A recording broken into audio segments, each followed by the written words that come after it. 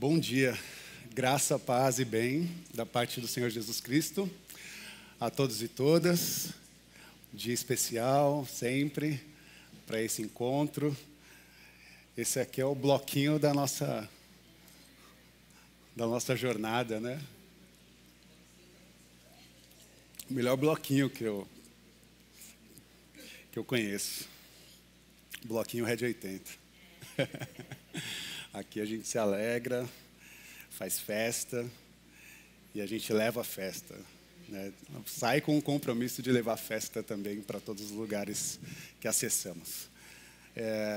Estou feliz de passar por um processo de contribuição e de construção de uma reflexão voltada à oração, de uma reflexão voltada também à forma que nós estamos nos propondo a adorar a Deus, a saber ou a entender o que é adoração, a saber ou a entender o que é estar prostrado diante de Deus, como que isso se dá, e eu acho que os nossos diálogos já têm perpassado, né?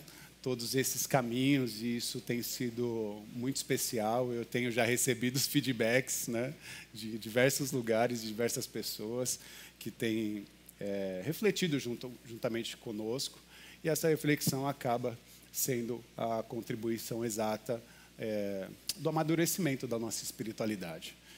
Então, já peço para que você abra a carta do apóstolo Paulo para a igreja de Éfeso, né? Vamos a Efésios, capítulo 3, versículo 14. Vamos ler até o verso 19. Efésios 3, 14 ao 19. É o texto base da nossa reflexão desses últimos domingos. Você que está em casa, você também é muito bem-vindo e bem-vinda. Todos esses encontros são encontros especiais de amadurecimento da nossa fé. E eu tenho certeza que Deus, assim como tem nos visitado, visita você também no lugar onde você estiver, no tempo onde você estiver. Sei que Deus ali está. Então prepare mesmo esse momento, consagre essa reflexão ao Senhor e também faça uma contribuição. Leve essa mensagem para os seus amigos e familiares. Compartilhe, né? Inscreva-se no canal. Faça todo esse processo, porque isso é uma forma de aproximação. Efésios capítulo 3, versículo 14 diz assim: Por essa razão, ajoelho-me diante do Pai, de quem toda a família nos céus, na terra, recebe o nome. Oro para que, segundo as riquezas da sua glória, eles os fortaleça poderosamente no íntimo por meio do seu Espírito. Isso para que Cristo habite pela fé no coração de vocês, de modo que estejam arraigados e alicerçados no amor. Assim vocês perceberão, com todos os santos, qual é a largura, o comprimento, a altura e a profundidade do amor de Cristo. E conhecerão esse amor que excede todo conhecimento, para que sejam cheios da plenitude de Deus. Oremos, consagre o seu coração e mente ao Senhor nesse momento.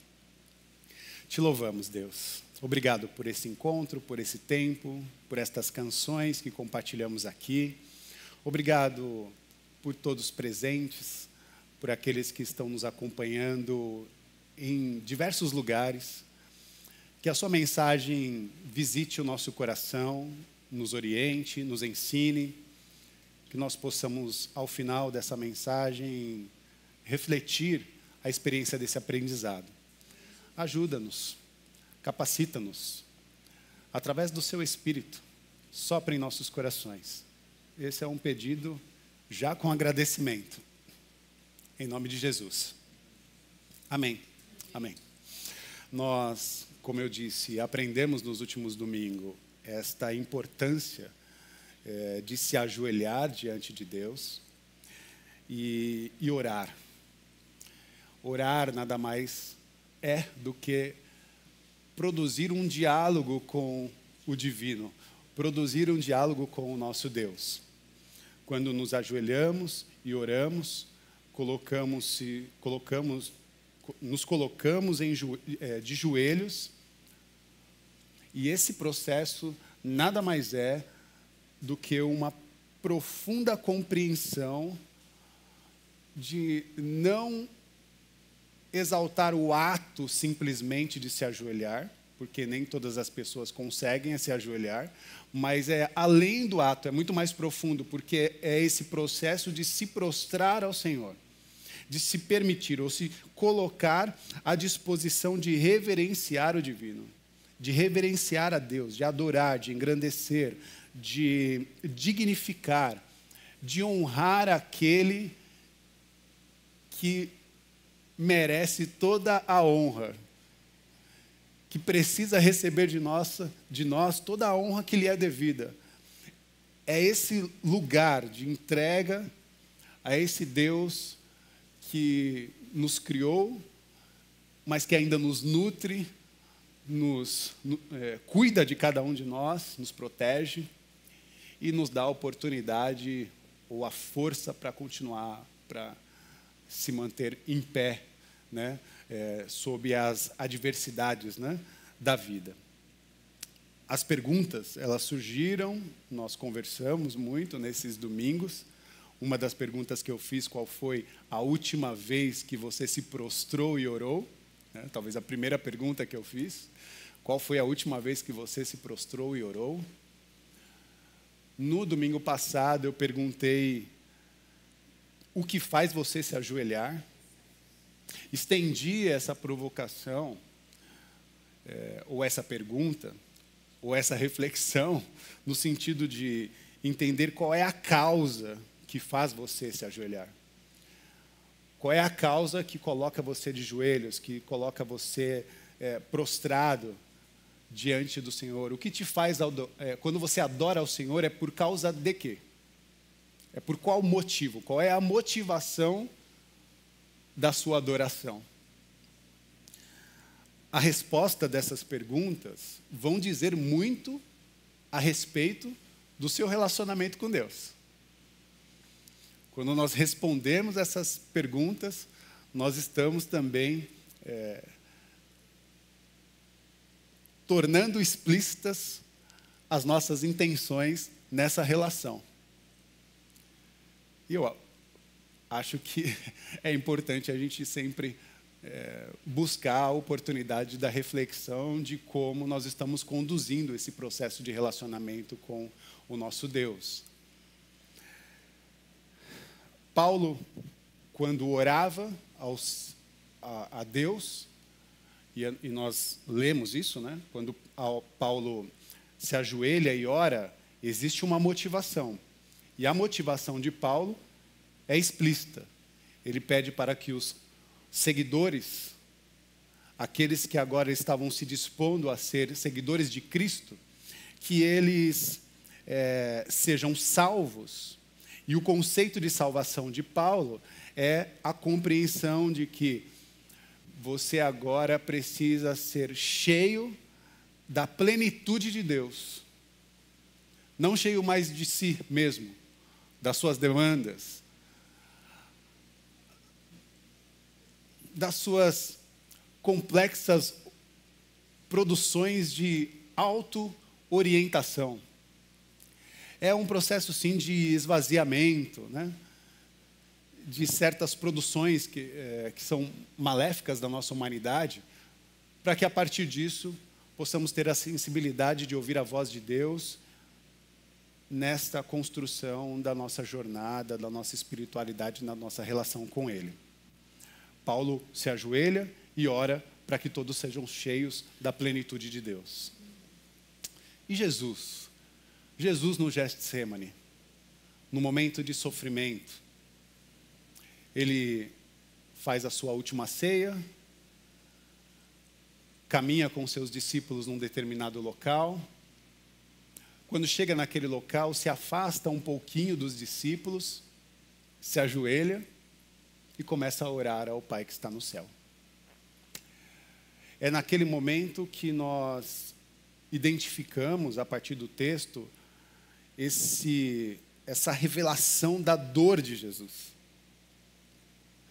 No Getsemane, que Jesus expõe a sua dor, expõe o seu sofrimento, e um sofrimento, ao meu ver, insuportável, porque a Bíblia relata que no momento de oração, de tensão, de dor, de sofrimento, nessa conversa com o Pai, ele diz: olha, se for possível, afasta de mim esse cálice. Mas ele complementa dizendo que não é importante o que ele está sentindo. A sua vontade ou o seu desejo diante daquele sofrimento. Ele diz para o Pai que seja, acima de tudo, feita a sua vontade. E não o que o meu corpo e a minha dor e o meu sofrimento está impulsionando aqui. Seja feita a sua vontade. Esse alinhamento de Jesus, quando orava ao Pai, na revelação da sua dor e desse sofrimento que eu chamo de sofrimento insuportável. Pedindo para que Deus faça a sua vontade. Seja feita a sua vontade.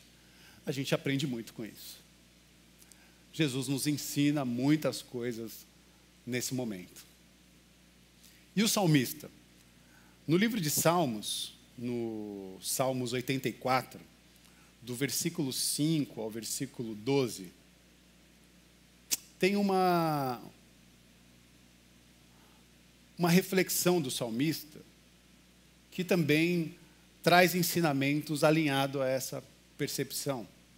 O versículo 5 diz assim, do Salmo 84: como são felizes os que em ti encontram força e os que são peregrinos de coração.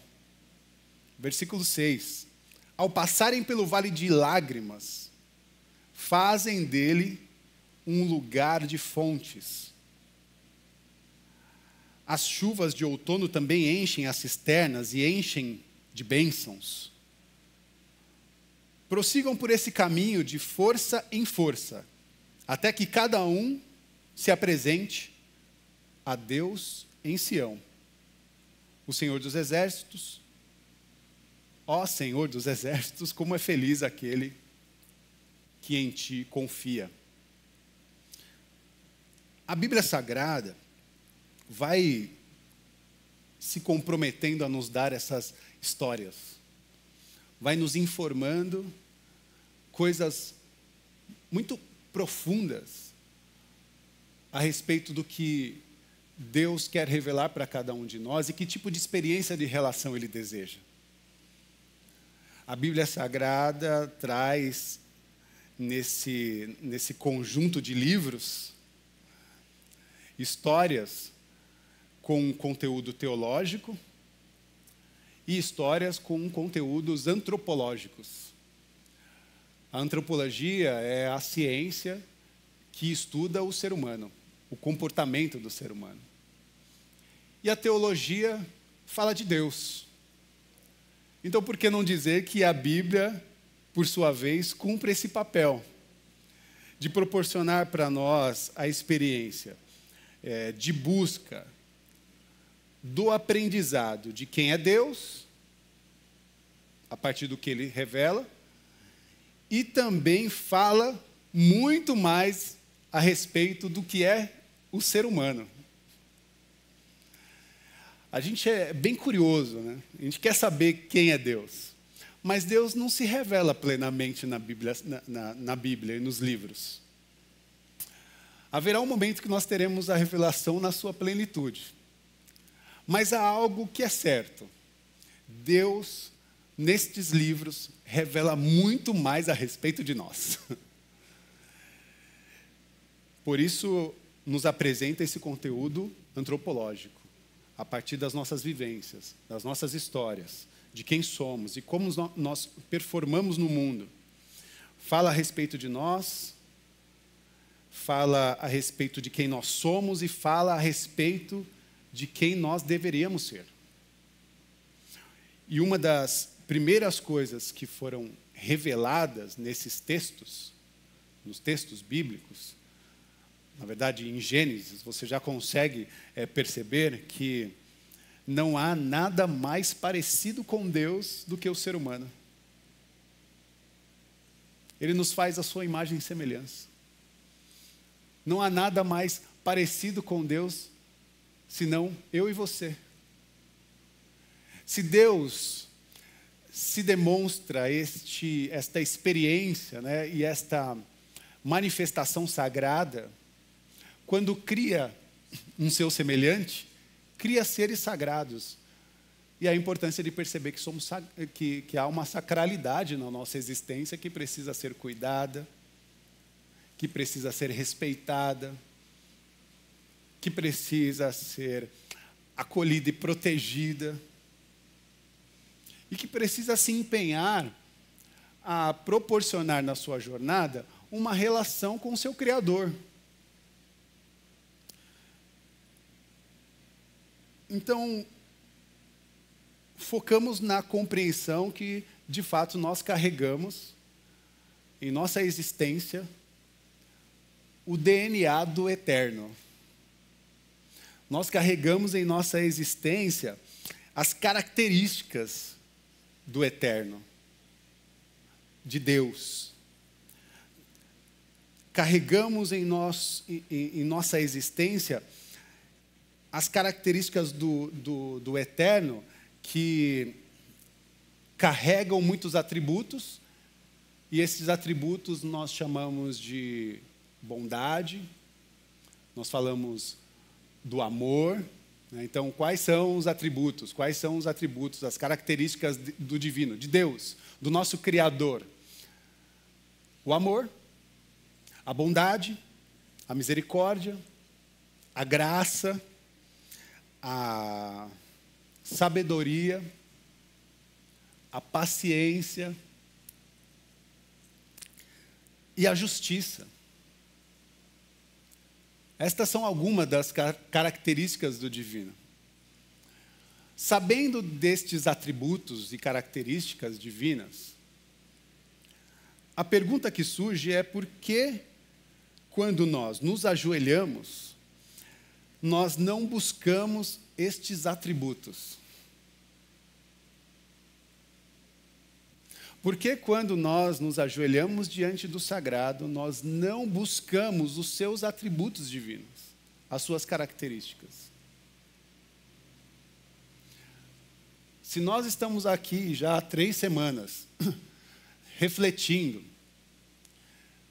qual é a nossa performance no processo de se prostrar e orar, e identificamos que na nossa oração existem muitos desejos motivados pelas nossas tensões, que não se refletem a uma busca profunda dos atributos divinos de Deus. Muitas vezes não se refletem. Sendo que nós deveríamos, nessa relação, buscar a bondade, a justiça, o amor, a misericórdia, a graça, a paciência e a justiça de Deus. Por que é que nós não buscamos isso?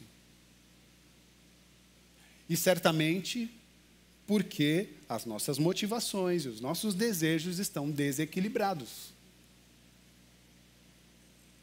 Não há outra forma de compreender essa tensão se nós não compreendermos que os nossos desejos precisam ser reorganizados. Porque muitas das nossas orações partem, nós aprendemos isso, partem dos nossos desejos. Tiago, e aí você não precisa abrir, porque eu vou ler a versão do Eugene Peterson, que é a mensagem. Tiago capítulo 4, versículo do 1 ao 10. Eu quero que você preste atenção nessa leitura, porque Tiago faz uma advertência quando ele percebe essa tensão dos nossos desejos na relação que desenvolvemos no processo de adoração e oração com o Eterno. Ele diz assim: de onde vêm todas as guerras e conflitos que assolam o mundo? Vocês acham que acontece sem razão? Raciocinem. As guerras acontecem porque vocês exigem. É do meu jeito. Se não for do meu jeito, nada feito. E para terem o que querem, lutam com unhas e dentes. Vocês desejam o que não têm e são capazes até de matar para consegui-lo. Invejam o que é dos outros e chegam a apelar por violências. Sei que vocês nem têm coragem de pedir a Deus. É claro que não. Vocês sabem que estariam pedindo aquilo que não devem. Vocês são crianças mimadas, cada um querendo as coisas do seu jeito. Vocês estão tentando passar a perna em Deus? Se tudo o que querem é benefício próprio, enganando os outros, acabarão inimigos de Deus. Pois Ele mesmo diz: tenho muitos ciúmes de quem eu amo. A verdade é que o amor de Deus é simplesmente incomparável. E Deus ainda acrescenta: eu condeno o coração orgulhoso, mas a minha graça abençoa um coração humilde. No versículo 7, ele termina essa percepção dizendo: então, rendam-se à vontade de Deus. Rendam-se à vontade de Deus. Ele quer trabalhar na vida de vocês. Digam não ao diabo, e ele fugirá de imediato. Digam sim a Deus, e ele atenderá na hora. Chega de se lamentar. Chega de se enlamear, segundo a fala dele. Em vez de viver no pecado, busquem pureza de vida. Reconheçam, vocês estão no fundo do poço. Podem começar a chorar, não dá para brincar com coisa séria. Ajoelhem-se diante do Senhor. Só assim vocês poderão se reerguer. Mas isso é só Deus que o fará.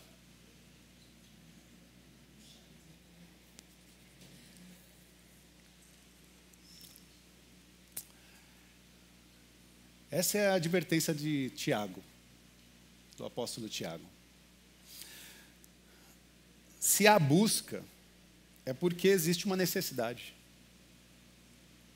Se existe uma busca, é porque existe pobreza, existe falta, existe uma carência. Se há desejo, se há fome, se há sede, é porque existe uma falta, é porque existe escassez, é porque existe carência. Essa advertência fala a respeito das nossas tensões, da nossa fragilidade e a forma como nós nos comportamos diante da vida. E fazemos com que aquilo que nos afeta em vida tornam-se instrumentos e objetos para a nossa relação com Deus. E é muito perigoso, porque ao invés de nós buscarmos os atributos de Deus e as suas características, nós tentamos convencer Deus a partir dos objetos que nós sabemos que podem aliviar a dor. Entende? Ao invés de tratar um problema, nós ficamos medicando com uma coisa que não vai resolver, um paliativo. Mas essa questão, ela precisa ser compreendida por nós e resolvida, e parte muito do nosso posicionamento. Há uma frase de Sêneca, que é um filósofo, que ele diz que nós, pobres mortais, vivemos como se fôssemos imortais. Essa nossa mania de achar que a gente é eterno, mas não ainda. Porque quando nos afastamos de Deus, perdemos a oportunidade de vivenciarmos a eternidade que nos foi oferecida.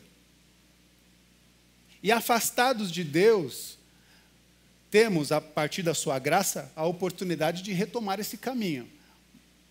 Mas retomar esse caminho indica para nós a oportunidade de nos alinharmos à sua santa, perfeita e boa vontade. Fora isso, paliativo. Se não for dessa maneira, nós estamos só perdendo tempo.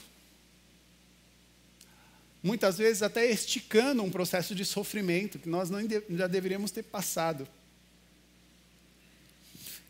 Então, Jesus, o apóstolo Paulo, Tiago, o salmista, o filósofo, Sêneca, todos eles estão dizendo ou fazendo um alerta para que nós venhamos a compreender que nós não somos eternos, não ainda. Nós estamos preocupados com o trabalho, nós estamos preocupados com a fatura do mês, nós estamos preocupados ou com o faturamento, nós estamos preocupados com as metas que precisam ser atingidas, estamos preocupados como será o nosso ano, quais são os novos desafios desconhecidos, as demandas, estamos preocupados. E estas preocupações nos tiram a oportunidade de desfrutar os atributos de Deus com os nossos filhos, com os nossos amores, com as nossas relações, com os nossos afetos, com a nossa família, com os nossos irmãos e irmãs que convivem conosco na comunidade, esse ser igreja. Nós perdemos essa oportunidade, porque nos afastamos de Deus preocupados com as demandas, preocupados com as ações e os posicionamentos terceiros que nós não podemos resolver e queremos insistir, né, com o nosso jeitinho de tentar fazer as coisas se resolverem sem consultar a Deus ou sem permitir que Ele se ofereça para ser um instrumento de restauração e de mudança.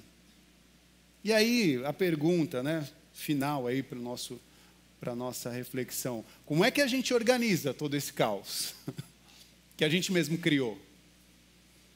Como a gente organiza esse caos? E aí eu fiz a pergunta domingo passado: imagina só se Deus respondesse todas as nossas orações do jeitinho que a gente pede. Um caos. Agora imagina, diante desse caos, como nós vamos, como que a gente vai organizar essas questões? Como é que a gente organiza esse caos?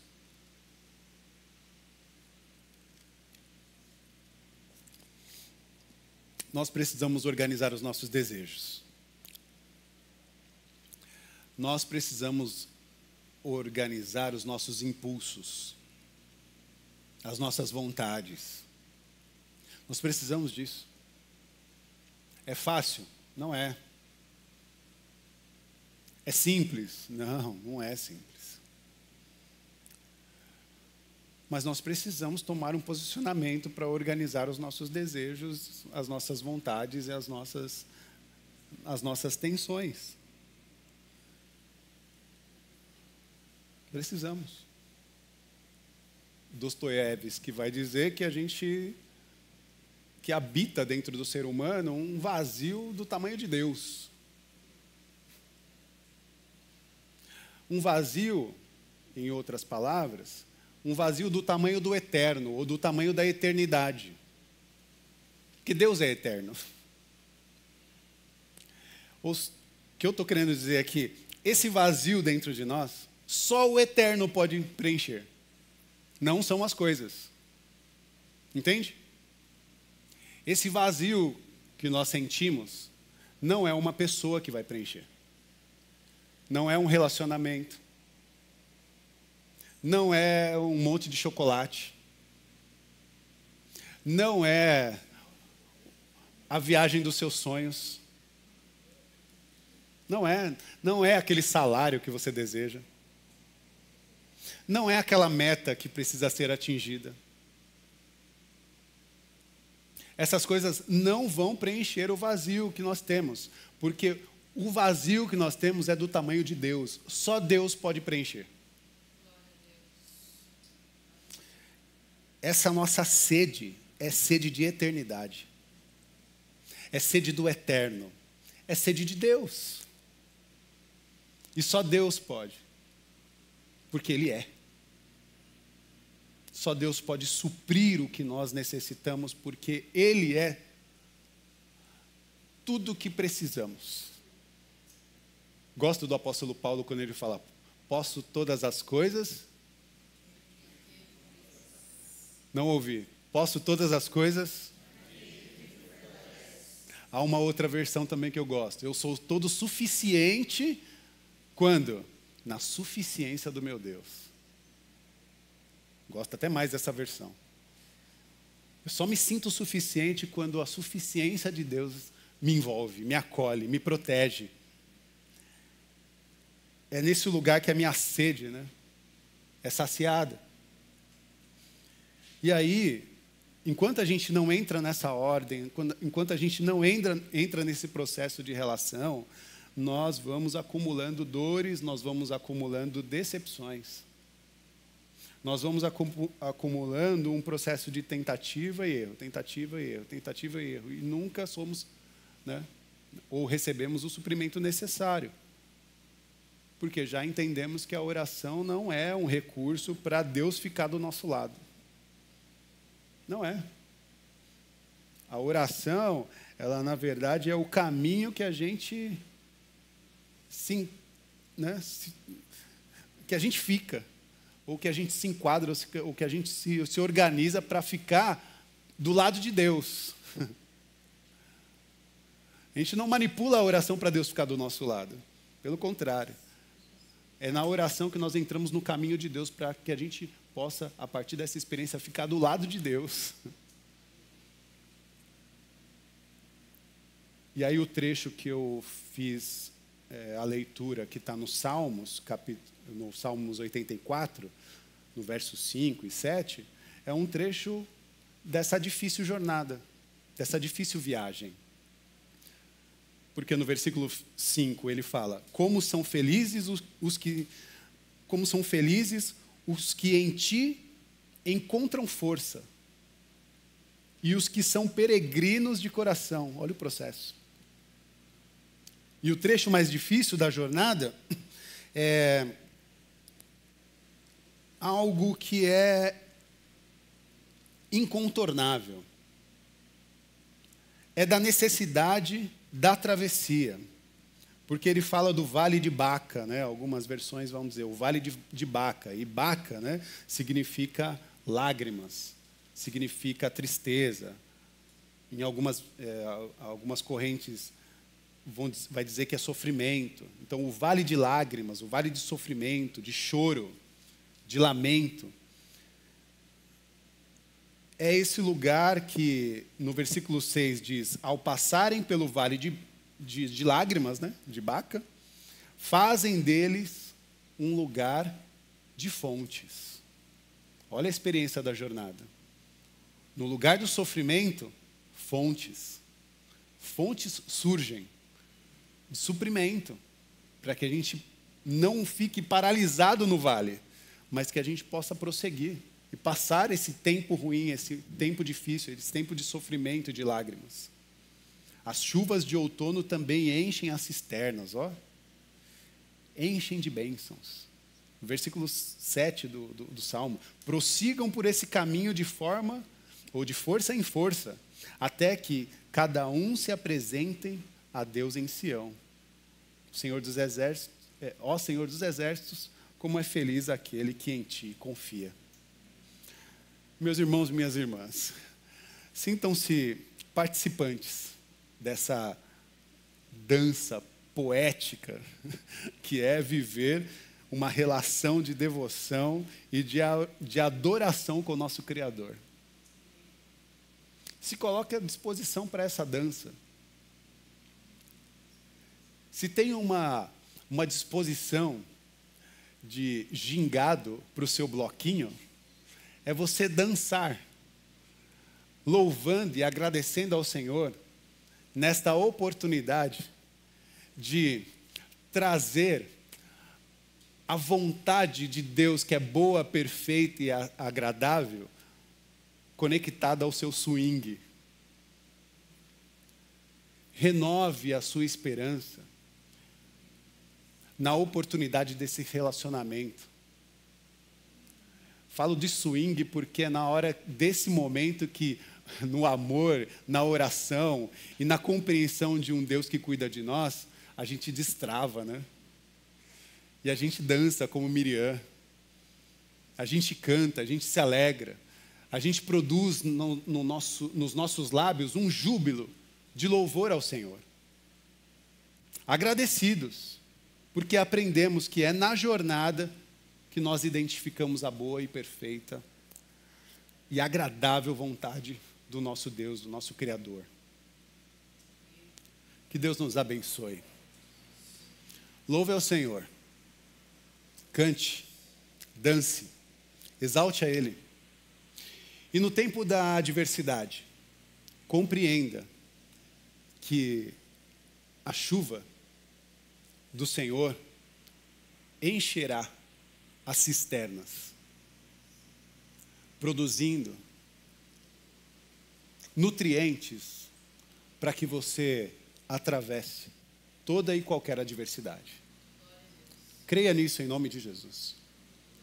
O novo de Deus para cada um de nós é agora.